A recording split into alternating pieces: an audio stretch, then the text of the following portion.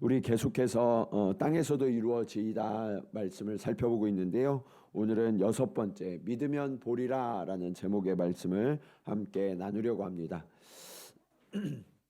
어, 여러분 혹시 조던 피터슨이라는 교수님을 들어보신 적이 있나요? 이분은 전 하버드 대학교 교수이자 그리고 지금은 캐나다 토론토 대학의 임상심리학 교수님이신데요. 이 12가지 인생의 법칙이라는 이 책이 굉장한 베스트셀러가 돼서 한국에서도 정말 많은 사람들이 이 책을 읽으면서 삶의 지혜를 얻기도 했습니다. 이분이 세계 최고의 지성이다라고 일컬음을 받고 있고요. 전 세계 사람들이 정말 하나님이 주신 지혜로 우리가 세상을 어떻게 바라볼 것인가 하는 것들을 가르쳐 주는 그런 분인데 안타깝게도 이분은 캐나다에 살기 때문에 사실은 주변에 믿는 사람들이 굉장히 많은데도 불구하고 정작 자신은 내가 신이 있는 동네에 살고 있는 것 같기는 한데 나는 하나님이 계신지 잘 모르겠다라고 공식적으로 이렇게 선언할 정도로 믿음에 대해서는 회의적인 그런 분이셨어요. 그런데 이분이 최근 들어서 변화가 나타났는데 어떤 변화가 나타났냐면 아내가 신장암 말기 판정을 받습니다. 건강했는데 갑자기 신장암 말기 판정을 받아서 두 분 다 굉장히 충격을 받았어요. 아내나 이 교수님이나 충격을 받고 또 아내를 간호하다가 본인도 너무 힘들어서 이제 좀 치료를 받는데 약물 부작용으로 코마 상태에 빠집니다. 뇌사 상태에 빠지게 돼요. 그리고 이 급성 폐렴에 걸려서 폐도 굉장히 안 좋아지고 1년간을 병원에 입원해서 생사를 오가는 그런 시간들을 보내게 됐어요. 재활하는 과정을 거치는데 이 걷는 것부터 삶의 모든 것들을 새롭게 배워야 되는 굉장히 고통스러운 과정을 거쳐야만 했다고 그래요. 그러면서 그런 과정들이 너무 힘들고 어려워서 자살 충동이 일 정도였다라고 이야기해요. 세계 최고의 지성이었지만 그 어려움과 고난 앞에서 나는 무력하고 나는 차라리 죽는 게 낫겠다라고 생각을 했던 거죠. 그런데 그런 투병의 과정 속에서 놀라운 변화가 나타납니다. 그게 뭐냐면 자신들의 삶이 축복이라는 것을 알게 됐어요. 이전에는 정말 잘 나가는 하버드대 교수였고 부족함이 없는 사람이었을 때는 감사함을 몰랐다는 거예요. 그런데 그런 것을 모두 다 잃어버리고 나니까 내가 가진 것들이 얼마나 놀라운 축복이었고 감사의 제목들이었는가 하는 것을 깨닫게 된 거예요. 그러면서 새로운 생명을 얻고 하루하루 살아가는 그 순간들이 감사하다라는 고백을 하게 됩니다. 그리고 교수님이 스스로 이렇게 이야기해요. 내가 예수 그리스도를 믿게 된 것 같다고.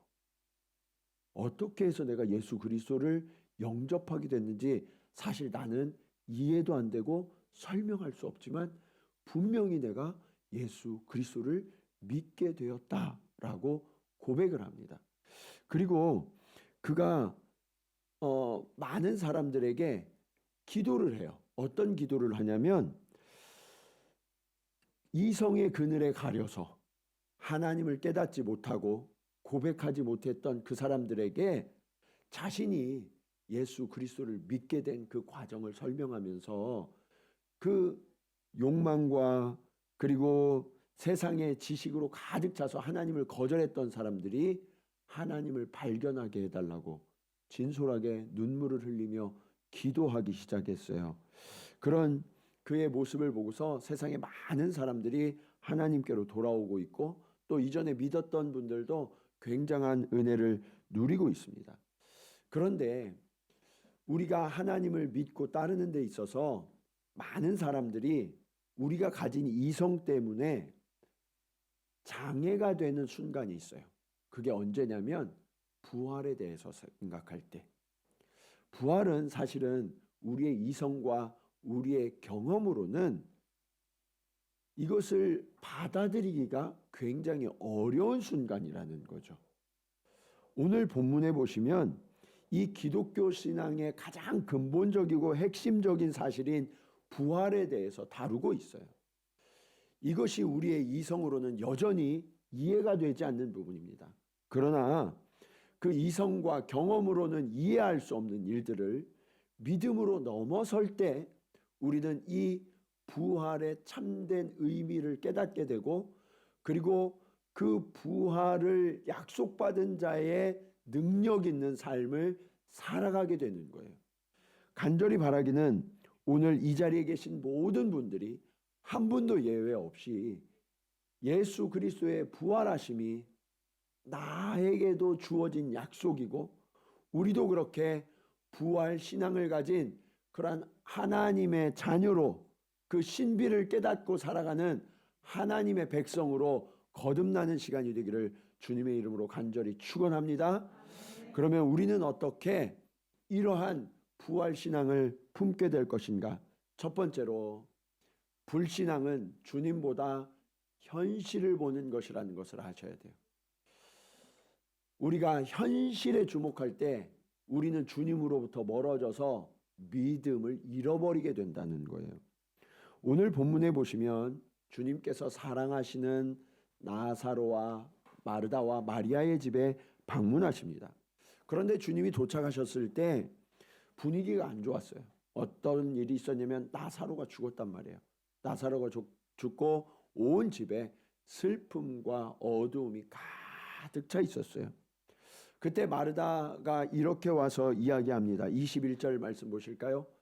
마르다가 예수께 여짜오되 주께서 여기 계셨더라면 내 오라버니가 죽지 아니하였겠나이다. 그리고 조금 있다가 마리아가 와서 똑같은 이야기를 해요. 주님이 여기 계셨다면 우리 오라버니가 죽지 않았을 텐데요. 이 얘기는 뭐예요? 다시 말을 바꿔보면, 우리가 처음 주님을 요청했을 때 주님이 빨리만 오셨더라면 우리 오빠가 죽지 않고 살았을 텐데요 하는 안타까움과 아쉬움을 표현하고 있었던 거죠. 뿐만 아니라 조문 왔던 유대인들 중에는 이렇게 말하는 자들도 있어요. 37절 말씀입니다. 그중 어떤 이는 말하되 맹인의 눈을 뜨게 한 이 사람이 그 사람은 죽지 않게 할 수 없었더냐 하더라. 이 얘기는 뭐냐면, 예수님이 맹인의 눈을 뜨게 한 그 전능하신 능력이 있는 분이라는 것을 이 유대인들도 소문을 들어서 알고 있었거든요. 그런데 이 예수님조차도 죽은 자는 다시 살리실 수가 없구나 하는 한계를 말하고 있었던 거예요. 그들의 마음속에, 마르다, 마리아 그리고 유대인들 모두의 마음속에 절망과 아쉬움이 가득 차 있었던 거죠. 그것을 볼 때 주님의 마음은 어떠셨을까요? 오늘 본문 33절은 이렇게 말씀하고 있어요. 같이 한번 읽겠습니다. 자, 시작.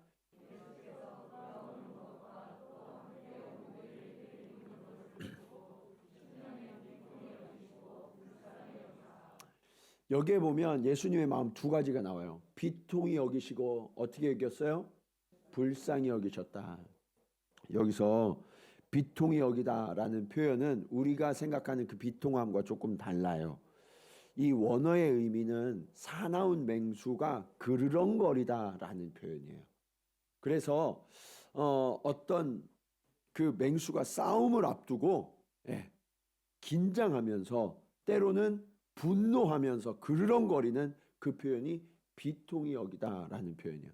또 한 가지, 이 불쌍히 여기다라는 마음을 가지셨다고 그랬는데, 우리가 지난주에 주여 우리를 불쌍히 여기소서라는 이 주제로 한 주간 말씀을 나눴잖아요.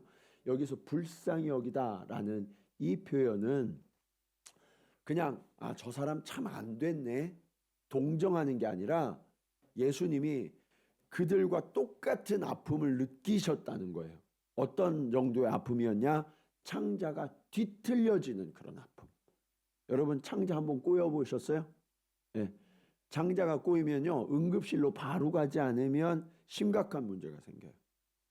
예수님이요 우리를 볼 때 창자가 뒤틀리는 것 같은 그런 아픔을 대신 담당하셨다라는 표현이 불쌍히 여기셨다라는 말씀이에요. 그러면 예수님이 무엇 때문에 비통히 여기시고 무엇 때문에 불쌍히 여기셨냐? 예수님이요, 우리를 보실 때 사망의 권세가 예수님이 사랑하시는 사람들을 뒤덮고 있는 것, 내가 이토록 나사로를 사랑하는데 감히 죽음이 그 사망 권세가 나의 사랑하는 자를 덮었단 말이야. 그러면서 예수님이 적대감을 가지시고 이 사망에 대해서 맹수가 그르렁거리듯 비통히 여기셨다라고 말씀하고 있는 거예요. 우리는요, 사망이 오면 어떻게 해요? 어쩔 수 없지. 안타까워하고 그냥 사망을 받아들일 수밖에 없는 존재잖아요. 그런데 주님은 그 사망 권세가 우리를 덮는 것에 대해서 분노하시면서 비통히 여기셨다라고 말씀하고 있는 거예요. 그리고 예수님이 또 한 가지 비통히 여기시며 불쌍히 여기시는 게 있어요. 그게 뭐냐? 예수님은 어떤 분이세요? 창조주 하나님의 아들이시죠. 전능하신 하나님의 아들이시란 말이에요. 그런데 그 주님이 지금 우리 앞에 섰는데 마르다, 마리아, 이 유대인들이 어떻게 하고 있어요? 이들이 낙심하고 있어요. 절망하고 있어요. 주님 앞에서 포기하고 있었던 거예요. 그러니까 주님이 그들을 보실 때 너무 안타까우셨고 때로는 화가 나셨다. 그런 거예요.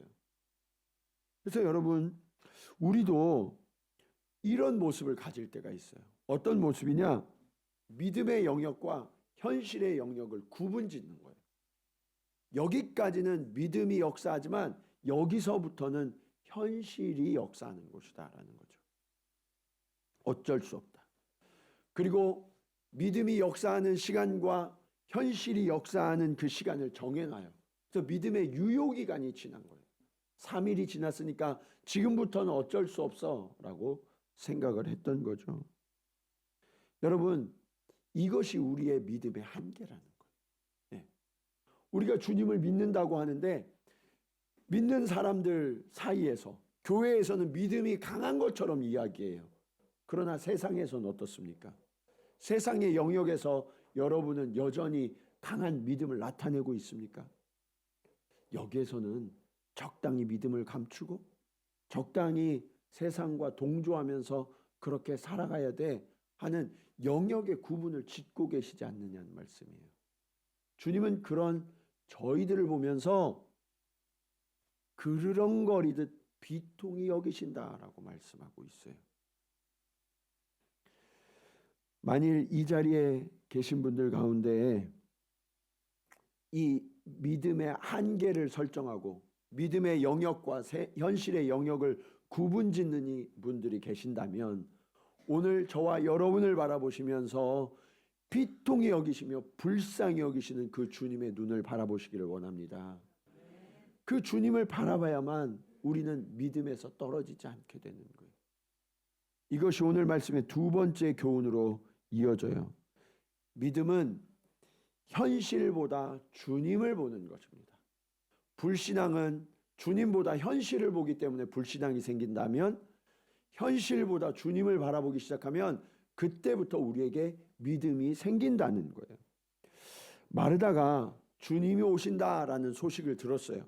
그래서 주님이 집에 들어오시기 전에 동네에도 들어오시기 전에 미리 나가서 주님을 만납니다. 그리고 주님이 여기 계셨더라면 우리 오라비가 죽지 않았을 텐데 라고 안타까워할 때 주님이 그래 내가 늦게 와서 미안해 이렇게 말씀하신 것이 아니라 내가 믿으면 정녕 내 오라비가 살아나리라 라고 말씀하셨어요. 그리고 우리가 너무나 사랑하는 오늘 이 25절 26절 말씀을 선포하셨습니다. 같이 한번 읽겠습니다. 자, 시작.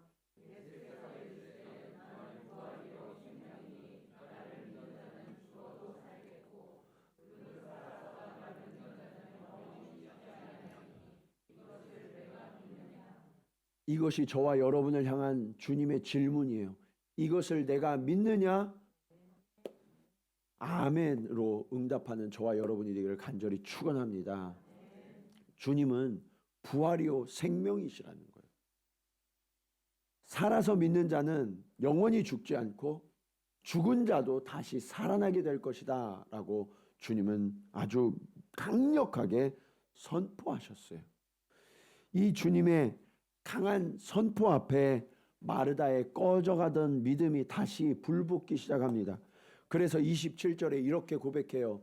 이르되 주여 그러하에다. 주는 그리스도시요 세상에 오시는 하나님의 아들이신 줄 내가 믿나이다. 아주 위대한 고백을 드리게 됐던 거죠.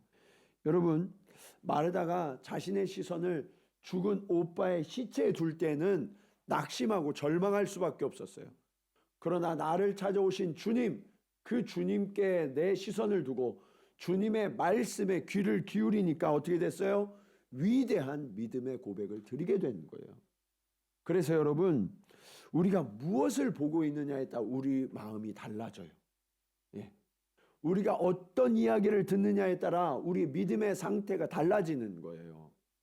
여러분, 현실을 주목하게 되면 현실을 믿게 될 수밖에 없어요. 주님을 주목하셔야 믿음이 생기는 줄로 믿으시기 바랍니다. 주님을 주목하셔야 돼요. 그래서 저와 여러분이 매일매일 살아가면서 무엇을 바라보고 어떤 이야기를 듣고 어떤 것을 만지고 있는지가 굉장히 중요해요. 여러분의 눈과 귀, 여러분의 생각, 여러분의 감각, 이 모든 것들이 주님께로 향하고 주님께로 집중할 수 있기를 간절히 축원합니다. 로마서 10장 17절은 이렇게 말씀하고 있어요. 그러므로 믿음은 어디에서 나요? 들음에서 난다. 믿음은 저절로 생기는 게 아니라는 거예요. 믿음은 들어야 생긴다는 거예요. 근데 무엇을 듣는다고요? 들음은 그리스도의 말씀으로 말미암았느니라. 그리스도의 말씀을 들어야만 믿음이 생겨난다는 거예요. 저절로 믿음이 생긴다고 착각하시면 안 돼요. 우리가 왜 이번 주까지 해서 3달 동안 성경을 통독하고 있을까요? 하나님의 말씀을 알지 못하면 믿음이 생길 수가 없기 때문에 그래요. 믿음이 있는 것 같아도요, 원수 마귀 사단이 와서 우리에게 그 악한 씨를 뿌리면 그것이 번져버려서 믿음을 잃어버리기 때문에 그래요. 하나님의 전신갑주를 입는데 그 하나님의 전신갑주는 모두가 방어무기예요. 딱 하나만 공격무기가 있단 말이에요. 그게 뭐예요? 성령의 검, 말씀이죠. 여러분, 아무리 강한 갑옷을 입었어도 계속 공격만 당하면 어떻게 해요? 얻어 터지는 거예요. 얻어 터지다가 내 맷집이 닿았을 때 쓰러질 수밖에 없어요. 강한 방어는 공격이에요. 하나님의 말씀이 없으면 우리는 쓰러질 수밖에 없어요. 사랑하는 여러분, 말씀을 날마다 묵상하시기를 축원합니다. 아, 이번 주까지 성경통도 끝났으니까 이제 해방이다. 그게 아니라 이것은 여러분이 말씀으로 늘 살아가도록 도와드리는 훈련이에요. 이제부터 시작이에요. 매일 큐티하시고 매일 성경 말씀을 묵상하셔서 이 말씀의 검을 자유자재로 사용하셔서 사단 마귀를 그가 공격해 들어올 때 이 성령의 검으로 언제든지 내려치는 저와 여러분 되시기를 간절히 축원합니다. 자, 그래서 우리가 미디어 회복 캠페인도 한 거예요. 우리가 계속해서 이 스마트폰 보고 컴퓨터 보면서 유튜브 보면서 뭐 요즘 쇼트 이런 거 보면서 계속해서 우리의 생각과 우리의 시선을 빼앗기고 있었잖아요. 한 주간 여러분 미디어 회복이 좀 되셨습니까? 네. 대답이 적으신데 지난주에 못했으면 이번 주부터라도 좀 하세요. 네. 우리가 이런 미디어의 영역을 회복하지 않으면 안 돼요. 네. 우리가 완전히 빼앗긴 이 영역을 회복해야 돼요. 그렇게 주님을 더 많이 주목하고 주님께 집중할 때 우리의 혼탁해진 믿음이 깨끗해지고요. 우리의 흔들리는 믿음이 주의 말씀으로 견고하게 서게 되는 거예요. 오늘 마르다와 마리아 주님의 말씀을 듣고 믿음이 조금씩 살아나고 있었어요. 그런데 그 믿음이 더 이상 자라나지 못하도록 막고 있는 장애가 하나 있었어요. 그게 뭐냐면 닫혀진 무덤문이었어요. 오빠가 죽고 그 안에 들어가서 무덤문이 닫혔단 말이에요. 죽은 지 나흘이나 되어서 썩은 냄새가 나는 그 무덤. 그런데 주님은 아랑곳하지 않으시고 돌을 옮겨 놓으라 명령하시고 그 앞에 서서 이렇게 기도하십니다. 41절 말씀입니다. 돌을 옮겨 놓으니 예수께서 눈을 들어 우러러 보시고 이르시되 내 아버지여 내 말을 들으신 것을 감사하나이다. 이게 너무 중요한 말씀이에요. 여러분 같이 한번 읽겠습니다. 자, 시작.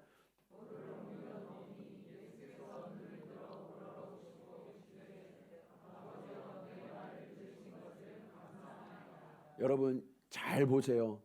여러분 무덤 문이 열렸어요. 그러면 사람들의 시선은 자연스럽게 어디로 갈까요? 무덤 소관을 들여다보는 게 사람들의 심리예요. 자연스럽게. 그런데 주님은 어디를 보셨대요? 예, 눈을 들어 우러러 보셨다는, 이거 하늘을 보셨다는 거예요. 그래서 여러분 믿는 자들은 현실을 보는 것이 아니라 하늘을 봐야 돼요. 나사로가 그냥 걸어 나오는 것이 아니라 하나님이 역사하시기 때문이죠. 그래서 우리의 눈은 항상 어디를 향해야 할까요? 하늘을 향해야죠. 제발 땅을 보면서 다니지 마세요. 예, 돈 떨어졌나 그러면서 맨날 아래 쳐다보고 다니시지 마시고 하늘을 우러러 보시고 다니실 때 그 하나님의 능력이 임하는 줄로 믿습니다. 자, 그리고 주님이 뭐라고 기도하셨어요? 아버지여 내 말을 들으신 것을 감사하나이다 라고 말씀하고 있죠. 주님은요, 아버지 내 말 들어주시면 안 돼요 이렇게 기도하신 게 아니에요. 이미 하나님이 들으셨음을 신뢰했어요. 그리고 감사하고 있는 거예요. 예. 믿는 자들의 기도는 이런 기도여야 한다는 거예요. 하나님이 우리가 기도하면 이미 들으셨어요. 의심하지 마시기 바랍니다. 그러면 우리는 그것을 신뢰하니까 어떻게 해야 돼요? 감사해야 되는 거예요. 예. 여러분이 간절한 기도가 있습니까? 하나님 이미 들으셨음을 믿고 감사하시기 바랍니다. 하나님은 믿음을 따라 역사하세요. 믿음을 따라. 예. 여러분이 이미 감사하면 하나님이 오케이 그 믿음 됐어 그러면서 그 믿음대로 역사해 주신다는 거예요. 주님은요 불신앙과 의심으로 가득 찬 사람에게 둘러싸여 있었어요. 심지어 주님을 그렇게 믿고 따르던 마르다와 마리아조차도 믿음이 회의로 가득 차 있었거든요. 유대인들은 조롱 섞인 시선으로 주님을 바라보고 있었죠. 그런데 그때 주님이 그들을 본 게 아니라고요. 하나님을 우러러 보셨어요. 그리고 하나님이 이미 들으시고 응답하셨음을 믿음으로 선포하셨다는 거예요. 이게 성도의 기도의 태도가 돼야 돼요. 주님이 그럴 수 있었던 이유가 뭐냐? 예수님은 처음부터 이 사실을 알고 계셨고 섭리하고 계셨기 때문이죠. 4절 말씀 보실까요? 예수께서 들으시고 이르시되 이 병은 죽을 병이 아니라 하나님의 영광을 위하며 하나님의 아들이 이로 말미암아 영광을 받게 하려 함이라 하시더라. 예수님이 뭘 들으셨냐면 이 마르다와 마리아가 오빠 나사로가 위독해졌어요. 그래서 예수님을 모셔오라고 사람을 보냈거든요. 그 소식을 들었어요. 그런데 예수님이 뭐라고 말씀하셨냐면 이 병은 죽을 병이 아니야. 이 병은 죽을 병이 아니라 하나님의 영광을 위해서, 그리고 내가 하나님의 아들임을 나타내기 위해서 일어나는 일이야 라고 주님이 선포하셨다는 거예요. 그리고 나사로가 위독한 것을 알고 계셨지만 꼼짝도 하지 않으세요. 꼼짝도 하지 않으시고 이틀을 거기에서 더 머무셨어요. 이틀을 더 머무시고 그런 다음 나사로가 죽은 지 사흘 만에 그곳에 오신 거예요. 썩은 냄새가 진동하고 있는 무덤 앞에 주님이 서셨죠. 무덤 문이 열렸어요. 냄새가 훨씬 더 강하게 났겠죠. 그런데 그곳에서 주님이 이렇게 말씀하고 있어요. 42절입니다. 항상 내 말을 들으시는 줄을 내가 알았나이다. 그러나 이 말씀을 하옵는 것은 둘러선 무리를 위함이니 곧 아버지께서 나를 보내신 것을 그들로 믿게 하려 함이니이다. 이게 무슨 말이냐면 주님은 이미 하나님이 응답하신 걸 아셨어요. 예.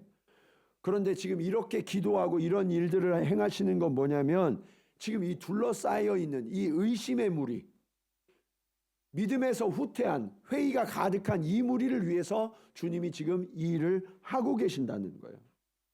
주님이 이 일을 행하실 때 그들이 믿게 될 것을 아셨던 거죠. 그래서 주님이 이틀 동안을 머무신 거예요. 나사로가 완전히 죽을 때까지 기다리신 거죠. 네. 썩은 내가 막 날 때까지 주님이 기다리셨다는 거예요. 그리고 그런 자가 살아나는 것이 주님이 하나님의 아들이심을 나타내는 증거가 되게 하시겠다라는 거예요. 여러분, 이 죽음이 믿음의 증거가 된다는 거예요. 죽음이. 예. 그래서 여러분이 죽어야 믿음으로 거듭날 수 있어요. 나의 이성이 죽어야 믿음의 영역이 역사할 수 있다고요. 예. 하나님은요, 나의 의심, 나의 이성, 나의 제한된 모든 것들이 죽고 그것을 초월한 믿음으로 나오라고 초청하고 계세요. 자, 이 죽음이 어떻게 믿음의 증거가 될 수 있느냐? 오늘 말씀의 마지막 교훈입니다. 자, 믿으면 하나님의 영광을 보게 돼요. 네. 믿으면 뭘 보게 돼요? 하나님의 영광을 보게 돼요.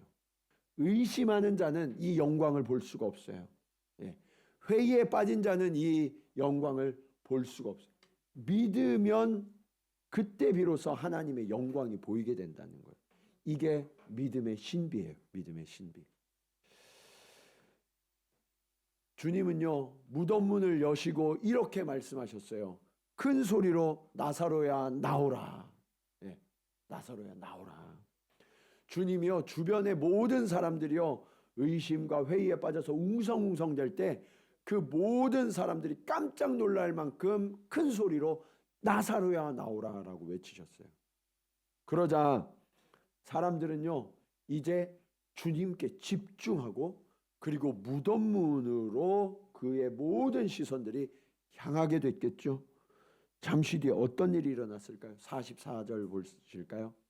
죽은 자가 수족을 배로 동인 채로 나오는데 그 얼굴은 수건에 쌓였더라. 예수께서 이르시되 풀어놓아 다니게 하라 하시니라. 여러분 주변에 돌아가신 분들을 이렇게 염하신 경험이 있나요? 네. 이렇게 안치실에 가셔서 그분들이 이렇게 배로 싸는 거예요. 시체를 닦고 배로 싸는 거예요. 사람의 몸은요, 이 죽고 피가 흐르지 않으면 식어지면서 경직되기 시작해요. 경직되는데 이 팔이나 이런 게 이렇게 굽어 있으면 이게 다시는 펴지지 않거든요. 그러니까 일찍 이거를 펴야 돼요. 일찍 펴서 어떻게 하냐면 이게 다시 틀어지지 않도록, 틀어진 다음에 이걸 피려면 부러뜨려야만 되기 때문에 틀어지지 않도록 배로 동동 이렇게 싸매요. 완전히. 그냥 대충 싸매는 게 아니라 아주 강하게 딱 싸매서 팔다리부터 꽉 묶고 그 다음에 겉에 이렇게 배로 싸는 거예요. 지금 나사로가 그렇게 묶여 있다고요. 그런데 그런 나사로가 지금 예수님의 명령을 듣고 어떻게 됐어요? 일어나서 나왔어요. 일어나서 나왔어요. 저는 사실 그 염하는 장면을 수백 번 봤기 때문에 너무 이 말씀을 들을 때 신기해요. 어떻게 나왔을까 도대체? 묶여 있는데 나온 거예요. 아마도 강시처럼 이렇게 깡총깡총 뛰어서 나오지 않았을까? 그거밖에 방법이 없을 것 같아요. 이렇게 막 떠서 오진 않았을 테니까. 그런데 여러분, 그렇게 상상이 되지 않지만 아주 분명한 사실은 그가 일어나서 나왔다는 거예요. 일어나서 나왔다는 거. 그런데 이렇게 죽은 나사로가 다시 살아난 사건, 이것은 예고편이었어요. 무엇의 예고편이었냐? 예수 그리스도의 부활하심의 예고편. 우리가 믿는 예수 그리스도께서 죽으시고 다시 살아나실 것을 그대로 앞서서 보여주신 거예요. 주님이 죽으시고 장사한 지 사흘째 되던 날 아침, 오늘 주일날 아침, 여인들은 예수님께 향품을 발라드리지 못한 게 너무 안타까웠어요. 예. 향품을 발라드려야 이 썩은 내가 나지 않는데, 그래서 이 예수님께 향품을 발라드려야 되겠다 하고 이른 새벽부터 무덤을 향하여서 가고 있었습니다. 그때 여인들이 이야기해요. 누가 우리를 위하여 무덤 문을 열어줄꼬. 염려하면서 무덤 문에 딱 도달했는데 어떻게 됐어요? 무덤 문이 활짝 열려있는 거예요. 깜짝 놀라서 보니까 그 앞에 흰옷을 입은 청년 둘이 서 있는 거예요.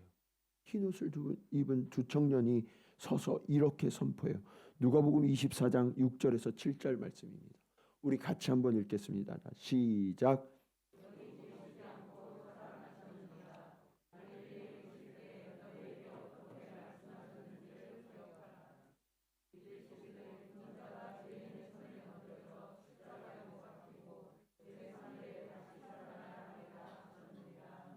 아멘.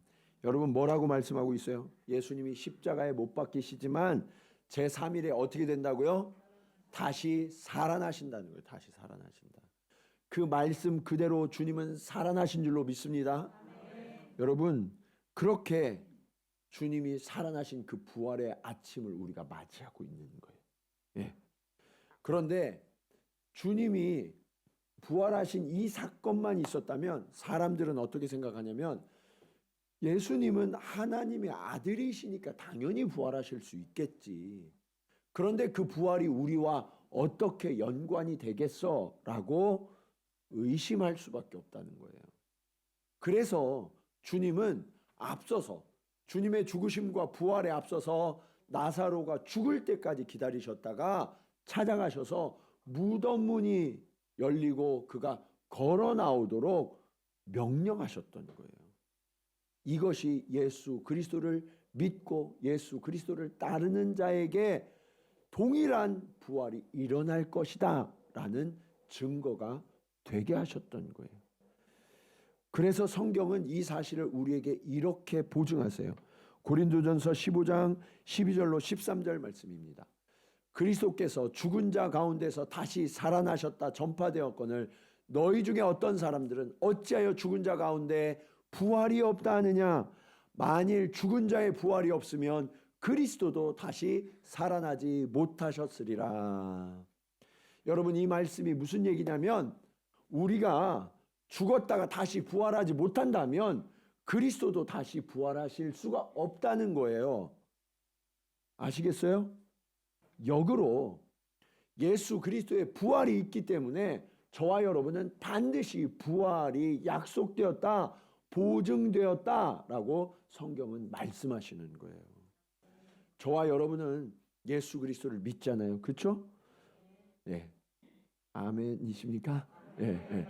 우리가 예수 그리스도를 믿고 따르면 사랑하면 예수님은 그 믿는 자 모두를 구원하셨어요. 그리고 그 구원받은 자는 예수 그리스도와 함께 부활하게 됨을 믿으시기 바랍니다. 이것이 우리에게 주신 하나님의 놀라운 약속이에요. 그래서 여러분 우리는 이제 이 세상을 살아가면서 부활을 약속받은 자로 살아가는 거예요. 혹시 여러분들 가운데 여러 가지 해결되지 못한 문제들이 남아있는 분들이 계세요? 내 현실의 문제, 이 현실의 문제 때문에 낙심하고 절망하고 주님께 간구하고 주님께 요청했는데 주님이 지체하셔서 응답해 주시지 않는 것 같아서 내 믿음이 점점 더 회의에 빠지고 낙심하고 절망하고 이제는 안 되겠다라고 포기하려고 하시는 분이 혹시 계신가요? 아니면 죽어서 무덤 안으로 들어가서 썩어져 있는 이 나사로처럼 내가 완전히 주님 죽은 자와 같이 되었습니다. 그렇게 무너진 심령으로 하나님 앞에 나온 분이 혹시 계신가요? 그러나 여러분 우리가 그렇다 할지라도 주님이 오시기만 하시면 우리는 다시 살아나게 될 줄로 믿습니다. 이것이 하나님의 약속이에요. 그래서 여러분이 아직까지 해결받지 못한 그런 문제, 그런 어려움들로 인하여서 낙심하거나 포기하지 마세요. 주님은 그런 우리들을 향하여 빛 비통히 여기세요. 비통히 여기세요. 정신 차리라는 거예요. 정신 차리라는 거예요. 그리고 이제 주님이 그러셨듯이 하늘을 우러러 감사함으로 기도하기를 원하십니다. 오늘 여러분이 낙심하고 절망할 이유가 있다면 하나님이 이미 들으셨음을 믿으시고 하늘을 우러러 믿음으로 감사하시기 바랍니다. 그러면 우리는 다시 살아나게 될 거예요. 우리의 모든 문제는 해결함을 얻게 될 줄로 믿습니다. 그러한 믿음으로 날마다 싸워 승리하는 저와 여러분, 우리 동경지구촌교회가 되기를 주님의 이름으로 간절히 축원합니다. 우리 이 시간 말씀을 기억하시면서 함께 찬송으로 고백하도록 하겠습니다. 예수님은 우리의 왕이 되십니다. 영광 중에 그의 나라가 임하시고 그의 주권과 그의 통치와 그의 권세가 임할 것입니다. 하나님이 다스리시면 우리의 모든 연약함과 우리의 상함, 심지어 우리의 죽음까지도 우리는 극복하고 하나님의 생명을 덧입게 된다고 주님은 말씀하세요. 주님, 내가 그 주님을 신뢰합니다. 주님, 나를 다스려 주시옵소서. 내 삶 속에 하나님의 그 부활의 역사가 다시 시작되게 하여 주시옵소서. 우리 간절한 마음으로 함께 찬양하십니다. 예수 하나님의 공의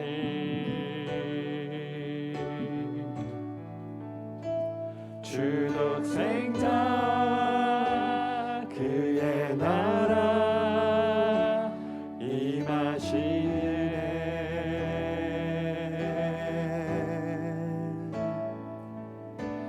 예수 재물이 되신 주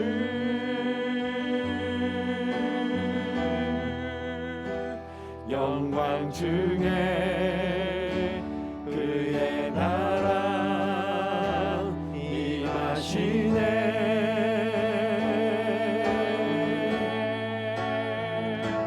주의 나라 영원하며 주의 영광 무궁하리. 왕의 위엄과 능력이 이제 임하였으니 주의 주권과 주의 통치와 주의 나라 힘과 권세 임하네. 예수 하나님의 공의 예수 하나님의 사랑, 예수 하나님의 사랑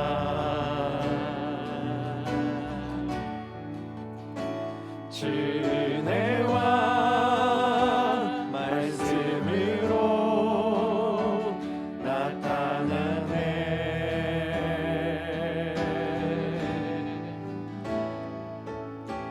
예수 거룩한 하나님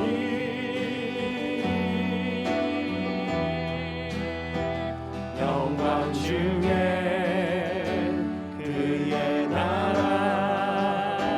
임하시네.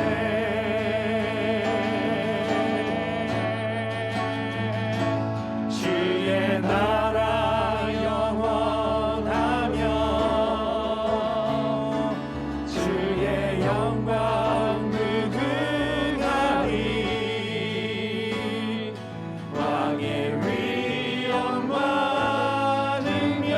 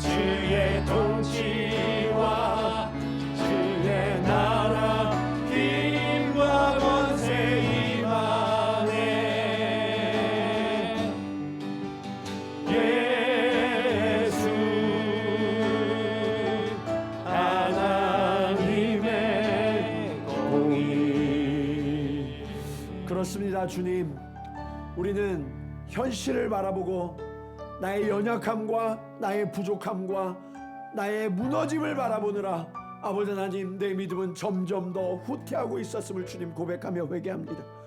이런 우리의 모습을 보시고 주님은 비통히 여기시며 불쌍히 여기셨다고 말씀하십니다. 주님, 이제 내가 눈을 들어 주를 보게 하여 주시옵소서. 아버지 하나님, 현실을 주목하던 눈을 들어 주를 보게 하시고 아버지 하나님, 무덤 속에서 일어나 주를 바라보게 하여 주시옵소서. 아버지 하나님, 나의 믿음을 가로막고 있는 장애가 어떤 것이 있습니까? 아버지 하나님, 닫혀진 무덤 문은 어떤 것입니까? 아버지여, 오늘 나의 무덤 문이 활짝 열려지게 하여 주시옵소서. 그리고 주님, 매였던 모든 것들이 풀어지게 하시고 자유케 되기를 원합니다.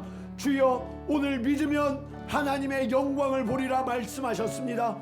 우리에게 믿음을 허락하여 주시옵소서.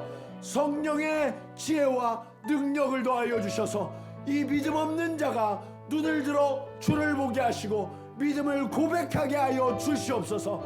나의 모든 묶여진 것, 나의 모든 상한 것, 나의 모든 후퇴하는 것들이 하나님으로 인하여 새롭게 되어지며 부활하신 주님, 능력의 주님, 생명의 주님으로 말미암아 나는 온전케 되고 나는 회복될 것을 믿사오니 주님 응답하여 주시옵소서. 간절한 마음으로 함께 기도 드리시겠습니다.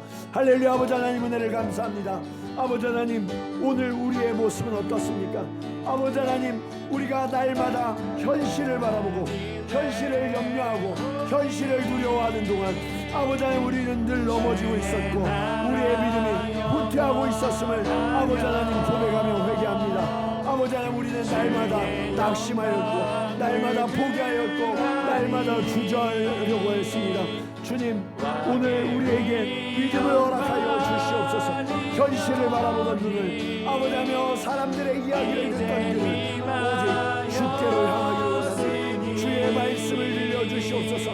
그래서 주님, 이제 믿음의 눈을 들어 하늘을 바라보게 하시고 그 하나님의 전능하심과 그 하나님의 사심과 그 하나님의 생명을 소유한 자가 될 수 있도록 주님 인도하여 주시옵소서. 믿으면 하나님의 영광을 보리라 주님 약속하셨습니다. 주여, 우리의 믿음 없음을 놓아주시옵소서. 그리고 주님, 그 하나님 앞에 믿음을 선포하오니 우리 사랑하는 성도들 한 분 한 분이 부활의 믿음, 부활의 신앙을 아버지 하나님 품게 하시고 아버지 하나님, 우리의 이성과 우리의 경험과 우리의 한계를 뛰어넘는 하나님의 영광을 바라볼 수 있도록 주님 인도하여 주시옵소서. 주님, 간절히 간구하기를 우리가 그 하나님의 능력을 경험하기 원합니다. 그 하나님의 은혜 속에 아버지 하나님 들어가기를 원합니다. 아버지 하나님, 주님이 오시면 늦을 때는 없으니 지금이라도 주님 역사하여 주시고 주님 말씀하여 주시고 나사로야 나오라 주님 명령하신 것처럼 우리를 향하여 일어서게 하시고 나오라고 명령하여 주셔서 아버지 하나님, 그 믿음으로 일어나 하나님 앞에 응답하며 하나님께 영광을 돌리는 주의 자녀들이 되게 수 있도록 주님 역사하여 주시옵소서.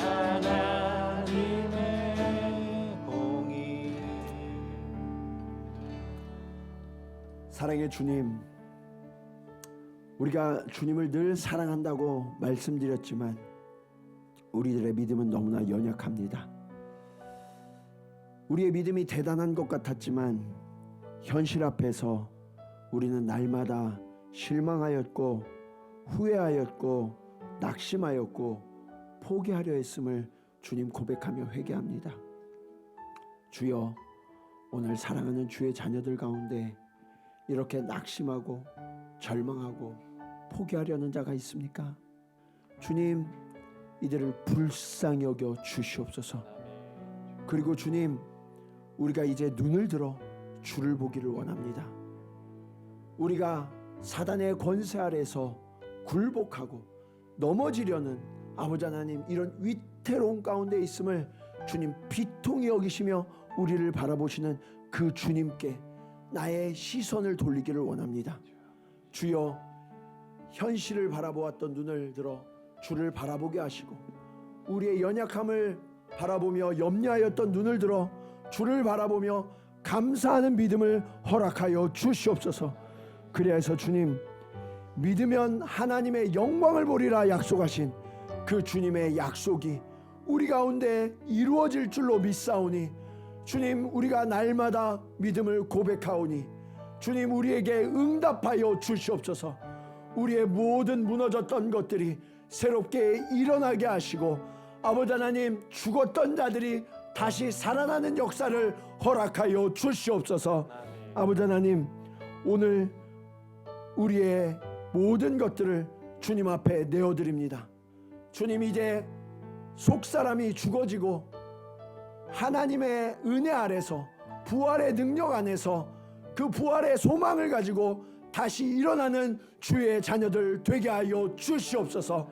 다시는 뒤로 물러나는 것이 아니라 이제는 말씀으로 서서 아버지 하나님, 능히 싸워 이기며 하나님이 우리에게 허락하신 그 하나님의 나라를, 그 영광을 함께 누리며 살아가는 주의 복된 자녀들 되게 하여 주시옵소서.